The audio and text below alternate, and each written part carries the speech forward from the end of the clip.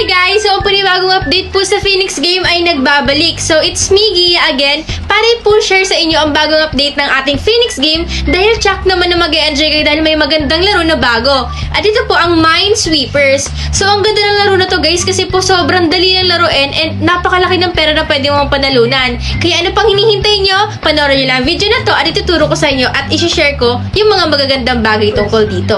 So, first of all guys, para makapasok kayo sa ating game, syempre kailangan nyo muna mag-register and kapag nakapag-register na kayo, walang kahirap-hirap guys, makakapasok agad kayo sa ating Phoenix Game guys and makakapaglaro na kayo ng ating favorite game na Minesweeper. Okay, so makikita po natin dito guys, so napakaraming laro dito na pagpipilian. Pero sa video na to guys, ang gusto ko muna laruin at i-share sa inyo ay ang Minesweeper dahil bago po itong update sa ating Phoenix Game. Ayan guys, so mapapansin nyo na maraming bomba. So yung mga bomba na yan guys, para laruin yan guys, kailangan magkiklik kayo dyan. So, una, syempre, magbibet muna kayo kung magkano yung gusto nyong i-bet. And ang payo ko lang sa inyo, guys, mag-bet kayo ng mataas kasi sobrang dali na laruin ang larong to, guys. Kailangan nyo lang po manghula sa 5 lands, sa mga 5, yung pa square-square, guys, kung saan kayo magtatinim doon. And kung halimbawa, kapag nag-click kayo sa first, dito, pag wala din yung bomba, mananalo agad kayo na 100. Kung ilan yung bet nyo, ganoon yung mapapanalunan nyo. Kapag kinlik nyo yun guys, na red flag yung lumabas, ibig sabihin nanalo po kayo.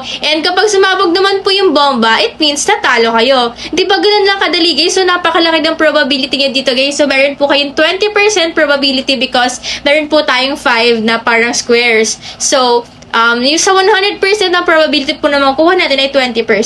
Ayan guys, so try natin siya laruin. So, 100 lang muna yung taya natin para ma-make sure natin na panalo agad tayo. Ayan, so makikita nyo naman dito guys, ang layo na ng hinakbang ng mga ko, pero tama pa rin yung mga napaplatan ko. Kaya, sobrang dali lang manalo guys. Biruin nyo yung 100 ko, nagiging 1.5 and pataas. Ayan, so try natin to. Ayan, so wala, malapit na ako sa dulo guys and wala pa rin. Kaso ayan, wala tong mali na bombahan ko. Ayan, so nabali na bombahan ko kaya natalo ako. Pero ang dami mo na napanalo ko guys. Ayan, so hindi to, guys, hindi to kagaya ng Dragon Tiger na isang beses lang madadouble yung mo. Pwedeng ma-triple, pwedeng ma-4 times. And ang maganda pa rito guys, hanggang sa jackpot yung maximum natin. Ayan, so ayan, try ulit natin guys. Tignan natin kung mananalo ulit tayo. Ayan. So, pwede siya i-drag, guys. Ayan. 1, 2, 3, 4, 5, 6, 7, 8, 9, 10. Ayan, guys. So, di ko pa rin yung bomba.